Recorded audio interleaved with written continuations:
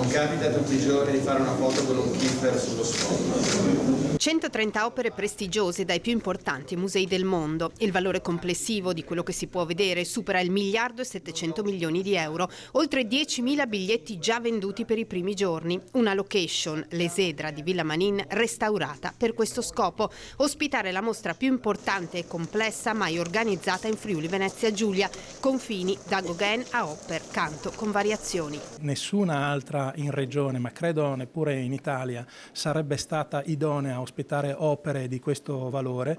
Qui ci sono opere per oltre 1.700.000.000 di euro e quindi l'occasione è stata anche per recuperare l'Esedra di Levante di Villa Manin, un'opera che aveva subito un tentativo di restauro negli anni 90, poi abbandonato, come spesso succede nel pubblico. In poco più di un anno abbiamo recuperato quei progetti, li abbiamo adeguati e siamo riusciti a realizzare con un miracolo questa struttura che ora, essendo appunto tra quelle all'avanguardia in Italia, potrà ospitare ancora mostre di questa portata. Ci sono quadri davvero straordinari, tantissimi musei che hanno accettato di collaborare con noi con prestiti meravigliosi, 42 musei di tutto il mondo.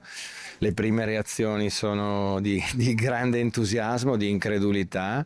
Sentivo qualcuno prima dire ma non serve più andare a Parigi o a Londra, adesso si viene a Villa Manin. È un percorso strepitoso, credo, insomma, con i capolavori, anche un racconto che cattura molto, ecco. Ci ha raccontato addirittura che c'è un autoritratto di Van Gogh che è la seconda volta in assoluto che viene in Europa. Sì, quello è uno dei punti di mio orgoglio come curatore, che vuol dire anche cercare di recuperare dei prestiti molto molto rari, ma anche gli Hopper, insomma, sono rarissimi in questo senso, però l'autoritratto di Van Gogh era stato prestato soltanto una volta al Courtauld Gallery di Londra per una grande mostra sugli autoritratti di Van Gogh, quindi una cosa specifica, e la seconda volta in cui lo prestano è questa occasione per Villa Manin.